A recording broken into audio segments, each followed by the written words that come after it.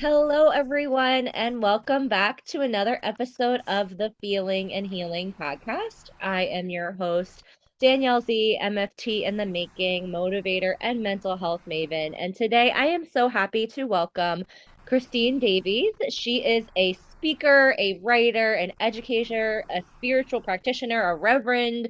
She does it all, everybody. So, welcome, Christine. Thank you so much for joining me today. Yes, I'm thrilled to be here and have just enjoyed getting to know you and how much we have in common. And so Me it's too. great to have your listeners in on the conversation as well. Yes, love a person meeting a fellow New Jersey. There's a lot of people in New Jersey, but I'm meeting everybody through the podcast. So many walks of life, many countries. It's always comforting to meet somebody from where I know where you live. Not physically, not that, but Not yet, but you'll yeah, come over soon. yeah, exactly. But let's just kick off the conversation since you lived in, the spiritual realm for a hmm while in the religion. What in your view, what is the difference between spirituality and religion? Yeah. So I should preface it by saying, my day job is I work as a hospital chaplain, and then on the side I do spiritual direction practice. We can get into what that is. But a lot of times when I meet people, they're like, "Oh, I'm not very religious," and I try to tell people I am not the church police. What I am here to do is help assess what is meaningful to you. And so a lot of people conflate the two. They think of spirituality and religion as being the same thing. For some people, it is, but the definitions, and there's lots of different definitions out there. The ones that I came up with that I find to be helpful is religion is an agreed upon set of rituals, practices, and beliefs held by a community for the sake of communing with the divine.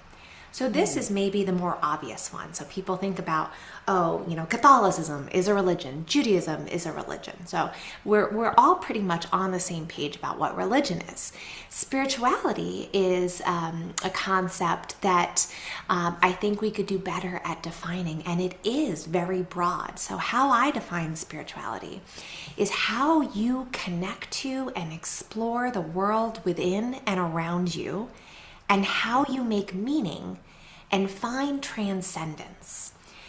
So the difference is, for some people, religion is a part of their spirituality. They might find great meaning in going to church and sitting in the pews and practicing, that particular faith that is part of an institution. For some people, they don't feel that way at all about religion, and their spirituality is completely separate. And so I think it's helpful to raise it up that a lot of people like to say I'm spiritual, not religious. Some people say I'm religious, not spiritual, Yeah. and really making space for everyone, and that spirituality is not just for those who are really religious, and those who are really religious may have spiritual needs that aren't being met by their religion. Yeah. Yeah, and that I think brings in such a important fact of or an important thing that you noted about what I've experienced, and I'm sure a lot of my listeners have experienced, that your spirituality, religion, I'll even add in faith as well, hmm is so important when you are healing. Mm. um I think we spoke about that when we first met, and for me personally, because life gets hard, and I've shared with my audience, I've had bouts of depressive episodes caught triggered by anxiety, and it's very hard to get out of them when if you don't believe in something bigger. Yeah, and I'll add to that too. A lot of the people that I work with are having to disentangle the religion that maybe they grew up with that potentially has some toxicity in it, or we know that religions are institutions made by people, and people have all sorts of issues. And, I've heard it all in terms of what religion has done to people, and how there's been so much abuse, and that's been internalized. And it doesn't even have to be extreme. It could just be, oh, I was told that, I wasn't allowed to be on medication, or I had to pray to God, and if God didn't help me, Mm. And that is because I don't have enough faith, which, I believe is all baloney. But sometimes when we hear those things, they take hold within ourselves. And so for a lot of people who are struggling, particularly with Yeah. mental Yeah. health, religion can get a little tricky. And I think what happens a lot of the times is people throw away all of it. And they say, I don't want this religion, I don't want this spirituality because this has wounded me in the past. And what I try to encourage people to say is, there is still something here, and we can essentially parse out what was not helpful and what was hurtful to you, and how you can move on with spirituality going forward. Yeah, and I guess I'm very curious to know, how do you I guess like untangle like somebody's belief system and what they've been taught they're probably for their majority of their lives, and help them honestly heal through that process. I mean, that's a healing process in itself, going through Yeah. that. So, one of the services that I offer, I have a private practice in what's called spiritual direction. Mm. And I used to be a cognitive behavioral therapist, so this is a little different. I'm so grateful that we have good people in school becoming therapists now, like yourself. Yeah. And I often recommend, sometimes I get referrals from therapists, and vice Yeah. versa. Sometimes I have clients who I think could also benefit from therapy. But it's really looking at so spiritual direction. I usually meet with my clients about once a month. It's not as intensive as therapy, although if they're going through a crisis and want to meet more, we certainly can. Yeah. And it's really looking at the autobiography of your life in terms of how religion and how spirituality has played into things, and then kind of doing a deep dive on, like, what do you value? Who do you Mm. feel most connected to? When do you feel most like yourself? Where do you find beauty in the world? And taking apart some of the previous experiences. I was working with a client recently, and they loved music. They loved the church music, but they hadn't listened to it in such a long time. I said, okay, well, maybe we try that out again. So it's really customizing what are the practices that maybe you're already doing or that you want to be able to incorporate into your spiritual life. And what do you believe now about the universe? So it can be Yeah. people, I work with people who believe in God, people who don't believe in God, people who are looking for community in a yoga studio, people who are looking for community, in a mosque. It can really Yeah. vary. And I think that's part of why the spirituality conversation can be difficult, because it looks different for It everyone. does. It's a You're bit like self-care in that way. Yeah, you're so funny. It's so funny you mentioned that, because even in my personal experience, like, because of course you know what they say, or I don't know who they are, but back in the day, that you wouldn't mention, politics and religion, with friends. Now I feel like that's blown out the window. No, everybody does it now, but I feel like I do have to gauge, as somebody who I would say, if I was coming to you as a client, I was one of those people that would say that I'm more spiritual than I am religious. I was raised Catholic. I respect that religion. But as I've grown older and have my own belief systems, my own values, I just, I mean, I prescribe to the faith of it, not necessarily the whole story. But that's another story. This isn't a session for me. We could do that later. I But know, no, right? I think a lot of people are probably in the same boat as you and Yeah, wondering, like, okay, yeah. what does this path look like? But I will say, when I'm having conversations with people, like, I am weary, or I'm a little hesitant, and I put my guard up with my, like, I have to I read the room to see what their level of spirituality is, or what their connection to the universe is, or where they are in their spiritual journey, because I don't want to, I don't want, like, and I use the term, I'm sure you hear this with your practice a lot. Like, I don't want to feel like I'm like woo woo or anything, but but that's what I believe in. But I will say, I do have this, like, I want to read the room and, like, kind of just make sure I'm like, all right, like, is this safe to say this? Like, amongst, because it's like, I respect that everybody has a different belief. Yeah, and I think there's wisdom to that, right? You're meeting Yeah. people where they are. And I will share as an aside, I'm probably the most woo-woo Presbyterian minister you've ever met. So Or I like to say sometimes I'm theologically flexible. I But love that. that I love comes that. with the work of, Yes, assessing where people are and meeting them in that, and recognizing the harm that religion can do and the beauty it can bring for some people, but it's not for everyone. And I do want to be clear, both in my chaplaincy work, both in my spiritual direction work, I do not judge people. There's yeah. no Oh no, I proselytizing mean, going on, yeah, but I know in a lot of circles that is the case. And so I think that's why, maybe some people are especially cautious to raise it. So, one question that might help as you're contemplating working with clients around spirituality yeah. that I like to ask, I borrowed it from a theologian, old white man theologian who's been dead for many years, but named Paul Tillich, and I put my modern spin on it. But the idea is, he talked about what is your ultimate concern. Mm, And that whatever your ultimate concern is, like that's where the heart of your spirituality lies. And so when I'm meeting with either patients or families or people in my private practice, I'll say, what is weighing most on your heart? What is the thing that occupies, much of your energy and your thoughts? Because a lot of times that's a starting point. Like that says something about your values and about your absolutely. spirituality. And I'll share. I don't know, probably 90% of people, it's their family. That's a big one that I hear a Yeah, lot. yeah. Or Makes total sometimes sense. I hear from about nature a lot as well. Like Mm, when I ask the question, where do you feel most at ease, or mm. most connected to yourself or to the world around you or the universe, or find moments of transcendence?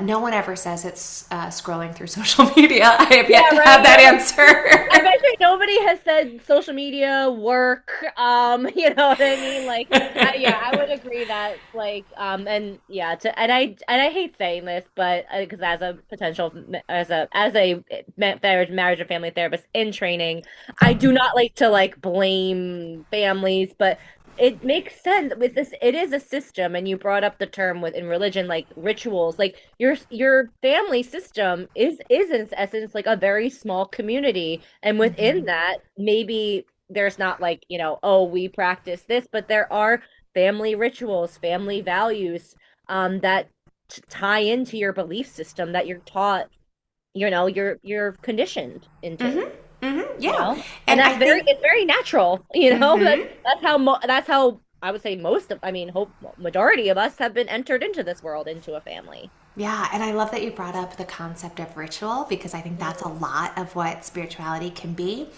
And it doesn't have to be, I'm going to meditate for 20 minutes. If you can do mhm. that, power to you. Yeah. Oh I God, I cannot, know. I can't usually make that happen. A few minutes here Yeah. and there, sure. But you can take, what I love to tell people is that if you're looking to infuse more ritual in your life and more meaning, and I see it really around mindfulness, and Mm, intentionality, there are simple ways to do that, and without having to overhaul your whole life. yeah. So, for instance, my vice is caffeine. I love coffee, and So do there I. it, I can't function without it. And there's a difference when I am just like slurping my coffee down, trying to get my kids on the bus, not even tasting it, but just, kind of doing a caffeine infusion, Yeah. versus when I take my cup of coffee outside. I'm Yeah. listening to the birds. I'm actually tasting, oh, what beans did we get in our subscription this month? Because I'm very Yeah. fancy Yeah. about it. And really enjoying it and savoring it. So it's the same act, but there's different intention, and Mm, it sets me up for the rest of my day a little differently. And so I like to for people to think about, like, okay, how, if you're looking for more connection with either yourself, God or the divine, or the universe, or with other people, what are the activities that you can infuse more meaning and ritual into? I love that you do that, because that's also too, like, I mean, I know you mentioned like mindfulness, but that is being intentionality and being that is a mindfulness practice. And what you just said, like, the I say this too. number one, a practice, like, mindfulness. You can't just do it once and then you're like, oh, yep, well, we're good. Like, check off the box. Like you have to, and I love that you made it very like I call them like micro moments. I do them throughout my day Yes. too. Like you have to do them in small chunks and not like these grandiose things. Like as you said, you don't have to meditate for 20 minutes. You can just, yeah, like sit and enjoy your cup of coffee on the porch outside in the morning, and of course if you have time and time permits, but then if maybe if you don't get a chance to do that in that morning, you just take a couple deep breaths. And I do that all the time in between like meetings. Like I'm on calls a lot and I just sometimes like actually like I remember last week I actually had to delay a call 10 minutes because I was on calls like all day, and I just told the person was kind enough to let me do this. I was like, I just need like 10 minutes just to like settle in to make sure I'm my most present self with you. Because if I was just going from call to call to call to call, and it just your nervous system gets activated, and I want to be, at as my truest, I guess, highest self. And that's my other maybe another thing I'm curious about in the work with you do with your clients as a spiritual practitioner is that when they come to you, is their goal, I know they want to kind of glean more meaning and connection of their life, but in my spiritual journey, I want to like become like my highest self, I guess, if that's the goal. But I don't know, is that the goal of spirituality? I don't know. That's my I'm like, but that's what I would like to reach. I don't think I'll ever reach it. That's always gonna be like the thing I'm climbing, or I think like, but that's for me why I think and now also too, spirituality helped me tremendously in my healing journey. But and now that I'm not real, like I'm not, nobody's ever fully healed, right? Like we're It's a work. always a work in progress. Yeah, we're always a work in progress, but that's kind of my goal with spirituality is becoming my highest self, I guess. Yeah, I think when you think about like the Maslow Yes, pyramid, like that's the hierarchy highest. of Like needs. when we're Yep. looking at self-actualization, that is when we're also looking at the whole aspect of our lives, which is Hmm. inclusive of spirituality. And sometimes we can't get there when we're in the throes of a crisis and really have to focus on, those bottom parts of the pyramid of shelter Just like, and yeah, food physical and warmth and safety. safety, Yeah, like, right? And yeah, yeah. so, yeah, there are moments where, if we're more in crisis, we may not be able to do like the deeper work. But how I like to describe it is if we're doing the deeper work and then crisis comes, we have a You're little bit able. more of a scaffolding and a platform. The other thing that I see a lot of is individuals who are going through what's called spiritual distress, which Mm, not a lot of people know what that is, but it's actually a medical diagnosis. So doctors really? and nurses they have this diagnostic code. I won't read you that definition because it's very, very clunky. So I'll give you my simple definition Okay, yeah, of yeah. of Yeah, how so I I mean, describe I it. have it's in the DSM. I'm assuming it's in the DSM-5, right? Or no? I don't. I have to look it up. I have to say, when I went to social work school, we were still in the It was DSM-4. That's how okay. old No, it no, oh no, no, was. no. It's so the So, it also to a change. It's not yeah, sometimes yeah. changes. I don't know if it's in Yeah. there, but it is a medical diagnosis. And Wow, so, I did not know this. yeah, I sometimes talk with doctors and nurses and teach them. I'm like, did you know that you're actually allowed to diagnose spiritual distress? That's very interesting. So, how I define it is if we think of spirituality as the way in which we connect to ourselves, the way in which we connect to others, and the way in which we connect to something beyond ourselves. Again, some people that might be God, some people that's the universe, just larger than us. Yeah. Um, Spiritual distress is essentially when there is a break in any one of those areas. So, Okay. for instance, I work with a lot of people in healthcare as well. And so, if I am going through a medical crisis where I feel like I can't trust my body the way that I used to, maybe I'm on some medications that are making things funky. Maybe I just have a cold, and we've all been sick and do not feel like ourselves. And I Yeah, know yeah, for me, I get very absolutely. cranky, and not being able to do the things that I'm used to doing. Again, so even if it's temporary, there can be some distress there, whereas like I don't feel like Yeah. myself. Um, for community and others. Like if I'm not connected to others, if I'm feeling isolated, we all kind of went through some of that in the midst of COVID, COVID, yeah. right? And we got a taste, unfortunately, of what that can feel like. And then if we're not feeling connected to, I'll just use God because that comes up a lot for people. If I'm not feeling connected to God, it may be because of any of those things, or it may be something else entirely. Some of what I see a lot of is when people are angry at God because of the way that they've interpreted the events of their life to say, you know, God, I'm suffering, I'm in pain for whatever reason that people are in pain. I deal with a lot of grief and loss, but Yeah. there's so many different areas in one's life where you might be going through a hard struggle. And if the way in which you're interpreting it is God's testing me or God is doing this to me, and again, that might be from your belief system growing up that you've kind of internalized without realizing. Well, then of course you're going to be angry at God. Yeah. Oh, And God, yeah, you know, absolutely. Yeah. and I see a lot of this around death as well. You know, if people, sometimes people are told these very toxic religious platitudes of things like, oh, God wanted another angel. Like, well, if you're telling me I lost my child because God wanted another angel, then that God, you know, I have some choice words, right? Like that God is a Yeah. real Yeah. jerk. And so, anger from God is a huge topic that I see a lot. And I think one of the reasons that I hear about it is because people who are religious and involved in an institution of faith don't feel like they can talk to anyone there about it because they're worried that that might be blasphemous. I'm like, Mm-hmm. no, it's a Yeah. relationship. You know, you get angry at everyone in your life at one point in time. Why Yeah. wouldn't you Yeah. also get angry at God? So anyway, I've gone on a little bit further than the initial question, but No, no, yeah, no. spiritual distress like is that period where it's like if something is askew, and how do I go back to that state where I feel like all three of those areas of my life are in harmony.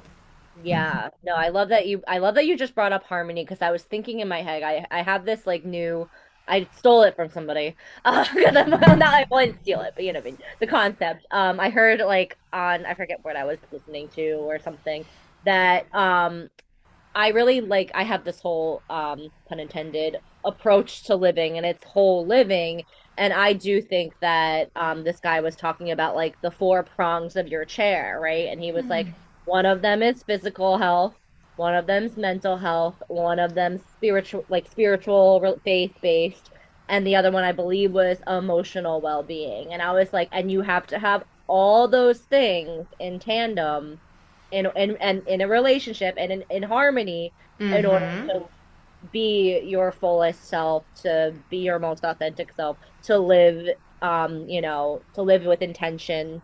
And I was like, yeah, I was like, because I firmly believe that spirituality, religion, faith, whatever, I think that's a piece of the puzzle. And if that's not part of, and then also too, I mean, I guess maybe a non-belief would also be part of that would be Oh, absolutely. Like I that's work with part of your people that puzzle. they're like, nope, I don't believe in God. I don't believe in any of this faith nonsense.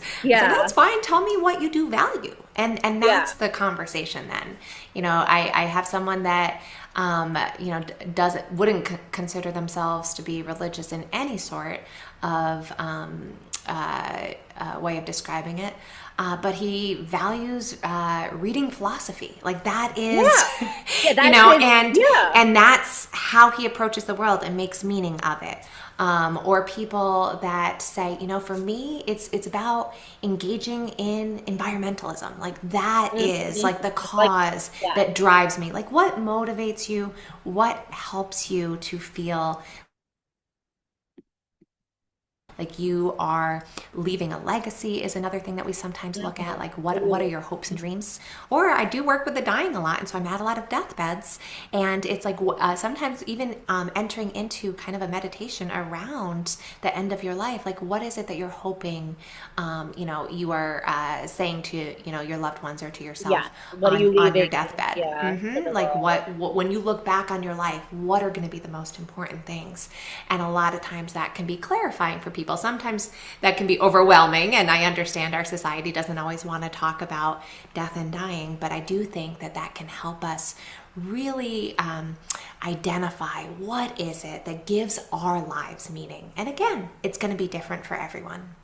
Yeah, but speaking of that, have you found, because I applaud you, and I think it's beautiful work that you do, because I can only imagine the emotions and the just being around grief is, for you as a practitioner is hard. I know personally too, being around just emotions and situations and people having, sharing their most intimate, probably vulnerable moments are, I mean, it's honoring, but it's also it takes a lot on you as a person. But is there, like, I guess, because I know how I want to live my life and my morals and my values and what you mentioned legacy, but is there something that in all the people you worked with, like a common theme that you found that like these people, like, or that common value that everybody has, like when they are at the end of life and they've kind of are like, all right, like like this is what gives my life meaning. Is there anything like a common theme that you found, or everybody's different? Yeah, I mean, everyone's different and everyone maybe articulates it differently, but I will Yeah. say, kind of similar to what we were talking about before, like no one's ever like, oh yeah, I want to work, I wish I worked harder, or Yeah, I I wish. wish I went to the office. Yeah, it reminds me of that episode of the Office, ironically, when like Michael Scott is like, I would like have wanted to work like, because I mean, that was the point of the show. It was Yeah, funny, but yeah. like, he was like, I wanted to work more. Like, yeah, nobody says like, yep, I No, went to the office more, you know? yeah. Often I think like the regrets that I hear are around not spending as much time with family, not Mm, enjoying people's lives as they were mm, living it, and feeling as though they missed periods of enjoyment.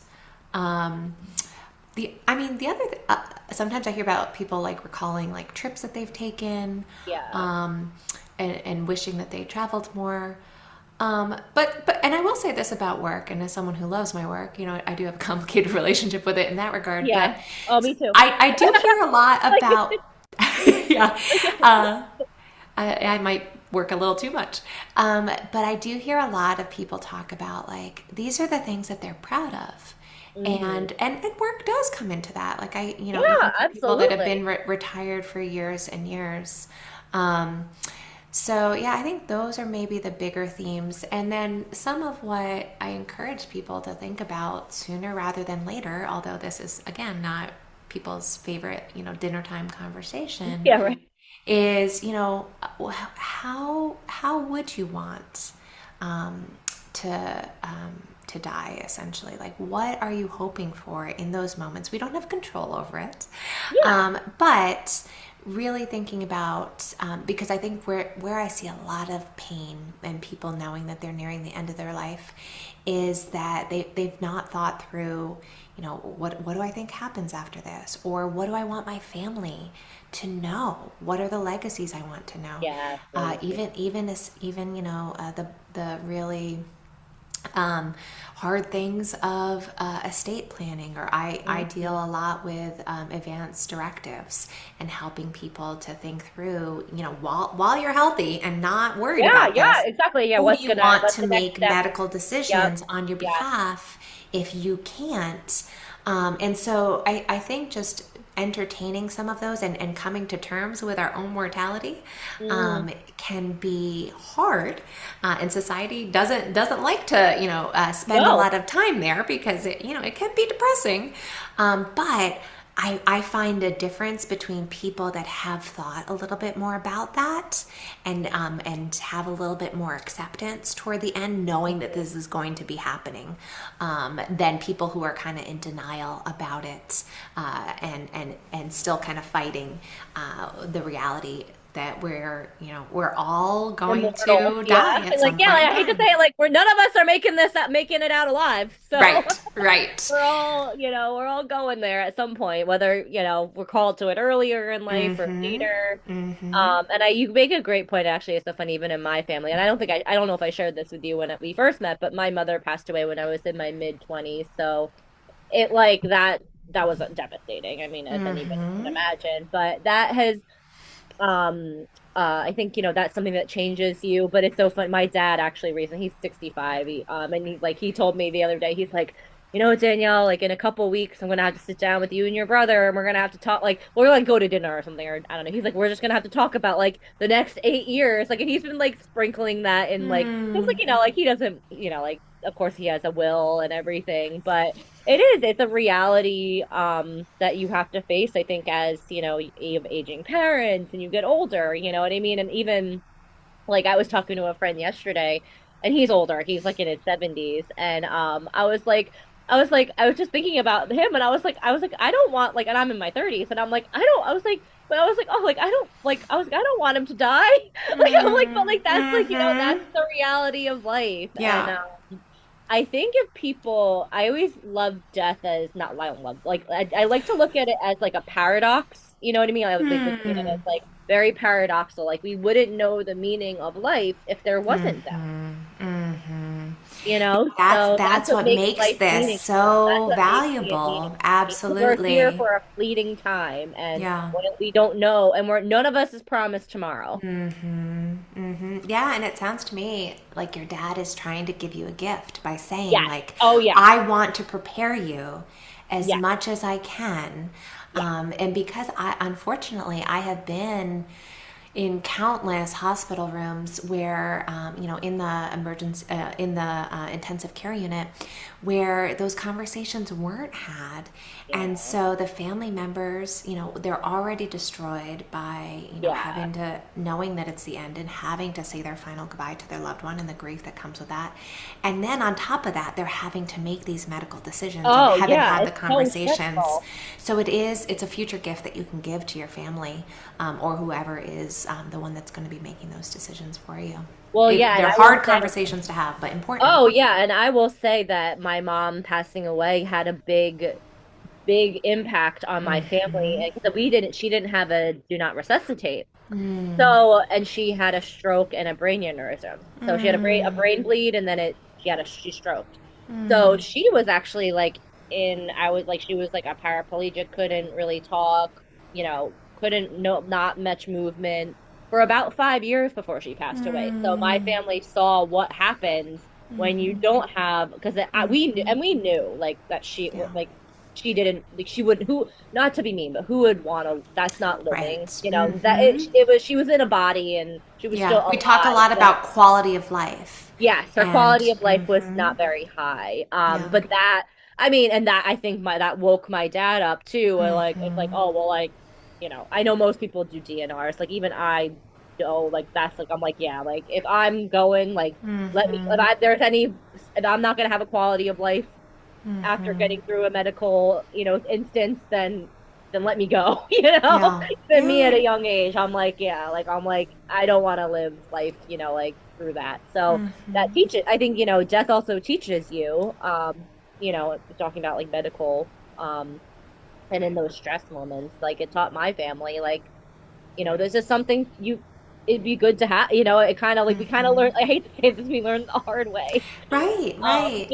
Like, and it wasn't like, like my dad, of course, made my dad. I remember the time like, and he made most of the medical decisions, like, but he kind of kept us sheltered from a lot of that, which is wonderful. But like, also too, it's like, like that was stressful for him because he didn't really. I was very unexpected, and so she didn't have any like DNR or anything. So it was, and he knew too. He was like, yeah, she wouldn't want to have been like this, but we couldn't legally, we couldn't do Right. anything, and it's like that's another thing. It's like we can't, like not saying we Yeah. were gonna let her go, but like she was just she was on like in a coma for 3 months. You know what I Yeah, mean? So, like, medical technology is advanced enough that we can do yeah. things that wouldn't have happened many, Yes. many years ago. Yes. And even in the hospital, a lot of times we're trying to move to, instead of even saying like the DNR, the do not resuscitate, some hospitals have adopted the language of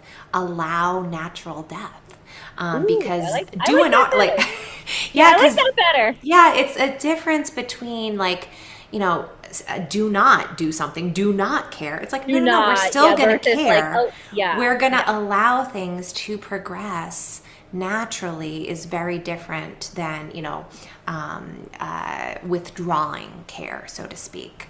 So even the language, I think, is important. And the other piece that you raised too is just from you're sharing a little bit, which I think is so vulnerable and will help your listeners that have been in similar circumstances.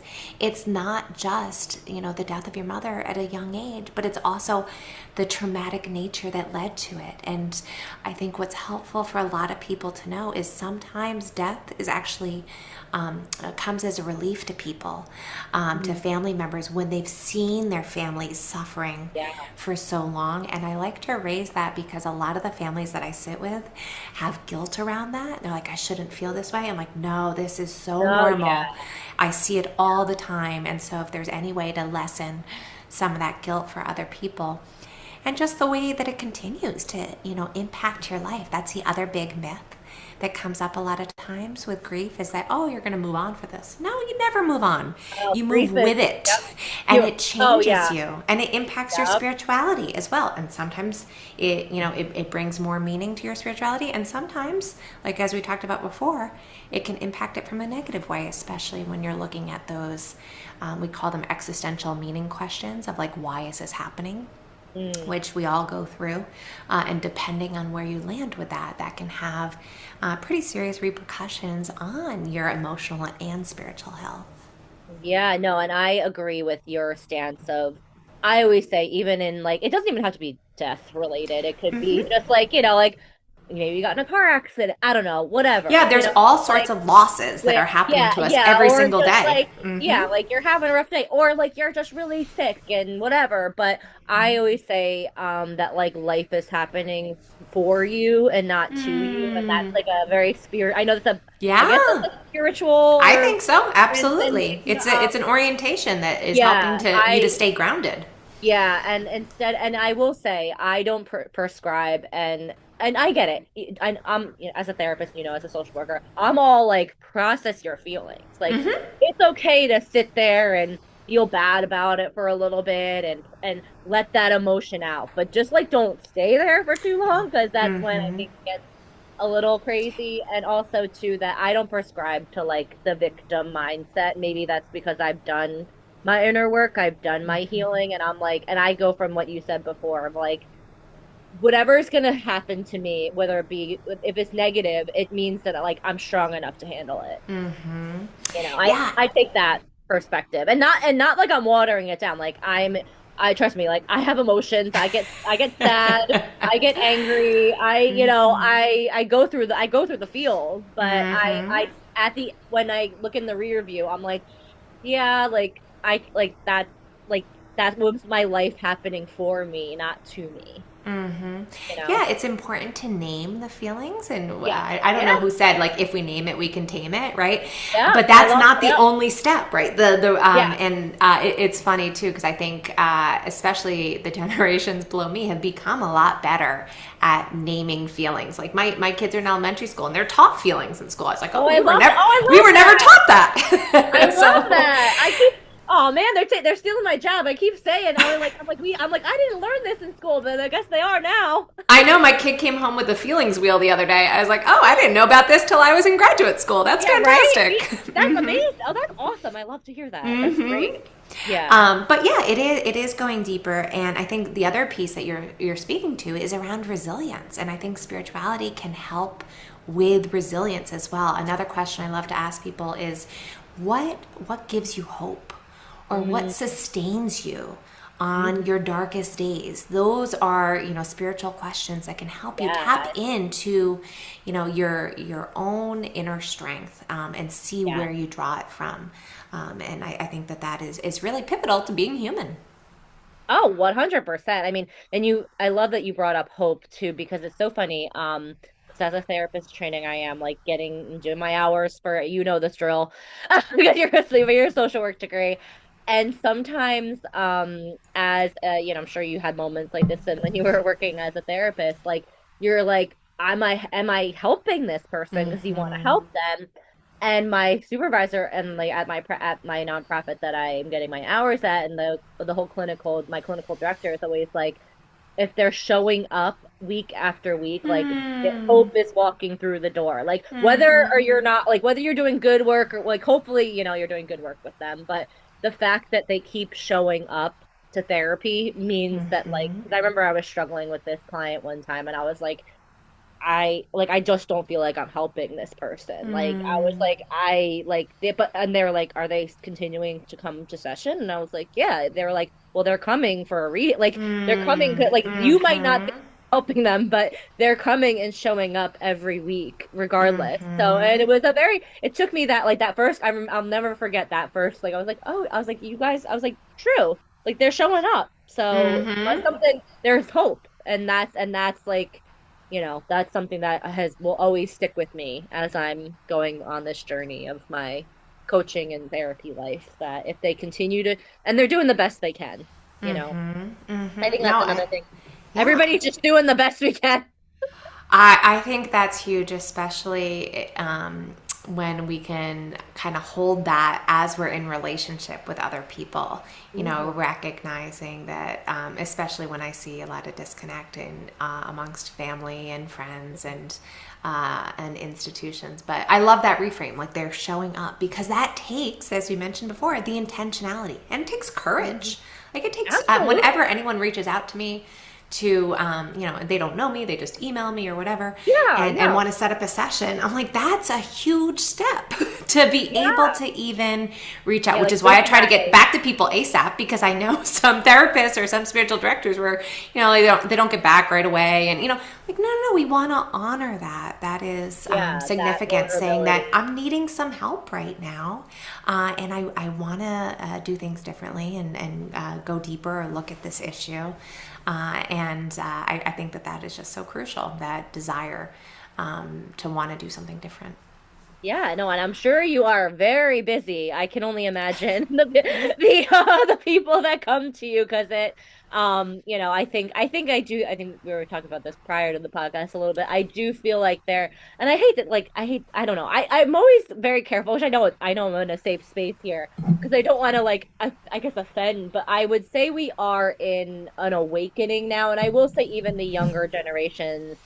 I know your kids are younger, are very young, but I'm even seeing like the Gen X, was it what is it, Gen Z? Yeah. Like they're like like I feel like spirituality is coming is being infiltrated more into society at younger ages versus like I mean that when I was younger, I don't remember ever. I think I kind of started my spiritual journey probably like in my 20s. Like I didn't like I didn't know what the universe was when I was, in grade school. You know what I mean? So I don't know. I mean, I don't have kids, so I don't want to know, but like I just know from social media and just, just I think spirituality is becoming has a bigger platform now than it did like even 4 or 5 years ago. I think that's absolutely true. We're seeing people embracing Yes. aspects of their spirituality, and the growing number of people that identify as spiritual, not religious. I think last time I checked, it's like 22%, which is the That's highest a that it's lot. been Yeah. in quite some time. And the trend is suspecting that will continue to increase. And I think that's actually all the more reason that having a spiritual director or having a Yeah. chaplain is really important, because when you think about, 50 years ago, if you were going through a hard time, like kind of the only option was you had to find a priest, you had to find a rabbi, like if you Hmm. had some of these spiritual questions. And now what I'm seeing more and more is there are, people like myself, spiritual directors, there are chaplains, there are therapists that specialize in spirituality. Hmm. So I Yeah. think it's opening up uh, kind of the resources that people have available to them, and then throw the internet into it. Like all my Yeah. sessions are on Zoom. I keep telling people, I'm like, you can come to my office, so if anyone's Yeah, in New right. Jersey and wants to come here, they're welcome to. But I do think that that's helpful, because people can tap into things in a way that they couldn't before, and have that sense of connection. Yeah, and I know too, and I just thought of this because I was gonna bring it up earlier, but like, of course, I could talk to you I could talk to all my podcast guests. It's so funny. When anybody comes on the podcast, I'm like, I could talk to you literally for like a whole business day. Like, I think I could just continue to talk. Like, I guess, like, you probably like Danielle, like this too much, No, But I love to forget that I'm like, oh yeah, we're on a yeah, podcast right now. we're recording this. This is being Other people recorded. might be listening. Yeah, right. This is being recorded, but I know I don't. I'm sure you know as a social worker and former therapist, internal family systems Oh yeah. IFS. Yeah. Mm-hmm. And recently, like in the last year or two, like Richard Schwartz, the creator of it, said like he was like that like there is a spiritual aspect to IFS that they're bringing out, but he was one like kind of like he was a little weary to even say that because he was afraid of how the mental health community was going to Yes. like going to react to that.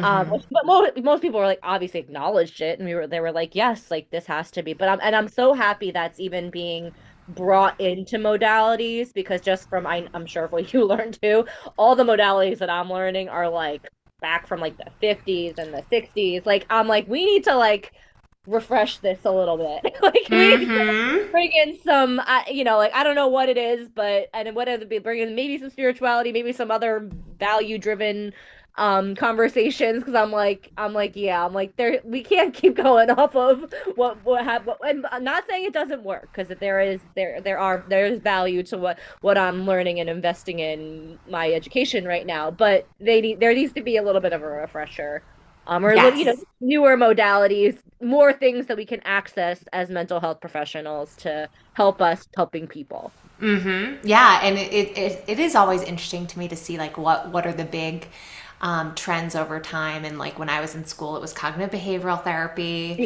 Yeah. Then it was DBT for a while. Now it's Yep. ACT and IFS. I will say for those of your listeners who are therapists or learning therapy and interested in IFS, and I've read most of Schwartz's books. Jenna Rise. Oh gosh, I'm probably not saying her name right. I tried to look it up quick. Rye Mercer. Riemersma. She has a great book that is on IFS that Mhm. incorporates different meditations and looking at it from like a spiritual perspective, and takes it to a whole other level beyond what Schwartz took it to, probably for that reason, because worried about Yeah. backlash. And it's I love it because it's maybe I'll get you the name of it. You can put it in the show notes because Yeah. it Yeah, has some absolutely. prompts in it as well. Oh, So it's cool. almost a way that it can help people to get in touch with their own spiritual side. That's awesome. I always, yeah, I'm always, I'm a big, Not that you need more to read right now. oh, You well, have it's so funny plenty of you say that schoolwork. because it's like you like my house is full of books. I'm an old school book girl. I am actually flying to Florida next week to go to this is all I mean, this is just the world I live in, right? Because this woman bought she's a LHMC LHMC, yeah, right, that's the right designation. I always designations always mess me up. But she wrote a book she's about attachment theory, and then had a second book that just came out. She's doing a book signing for that, so I'm going to actually like meet her in the flesh, which I'm so excited to meet her. Her name's Jessica Baum, Bahm. I talk about her all the time too. I love her.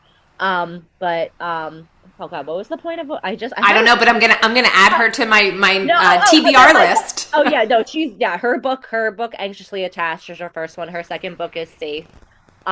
Beautifully written. She's a great, she has a very she's a great therapist and author and she speaks. But my point being is that I have a ton of books everywhere. I'm still a book person. And all of my books, it's so funny. You would think me being a mental health professional, I would like want to dive into like, the fantasy or like fiction or like every book I have is like therapy, self-help, like psychology, like it's all like I'm just like immersed, and then people are like, do you ever not read about like, and I'm like, no, I'm like that, like, so like when you said that I'm like, yep, I'll probably buy it because everything I'm like a moth to a flame to anything that has to Well, do and with that's what we were talking about before, like with work, right? When what we're doing is really our passion, and when we're fortunate enough that it can be aligned, that can be so beautiful and so yeah, I do feel like I'm spiritually fulfilled a lot of times in my work. The yeah, flip side is like, oh, then how do you turn that off, or how do you I create those know, boundaries? And yeah, that's something I work with. Many of my clients are clergy, and so they're kind of oh dealing with wow, that as well. Like when their job is their spirituality. How do how they do you separate the two? continue to, and how do they continue to enjoy it when they're also contractually obligated obligated to be doing it. True. Very true. Yeah. Mm-hmm. But Christine, this has been such a lovely conversation. Thank you so much. You've enlightened me in a lot of things and made me think about different, areas of my spirituality and my religious history, if you will. And then I know you're on all the sites. You have a Substack, you have Facebook, Instagram, and then your website is christinedavies.com, correct? With a V in the middle for my middle With the name because Yes, all right, Christine Davies was taken, so I had to Oh, get sorry. creative. Yeah, right. So if anybody wants to work with Christine, you can contact her there. Her information will also be in the show notes. But thank you so much for this amazing conversation. It was great Thank talking. you. It was lovely to be able to continue talking with you about this, and I look forward to seeing where you wind up going Yeah, as thank you you so continue much. on in all your studies. Thank you, thank you. And as usual, everybody, you can find the Healing podcast on YouTube as well as Apple Podcasts and Spotify.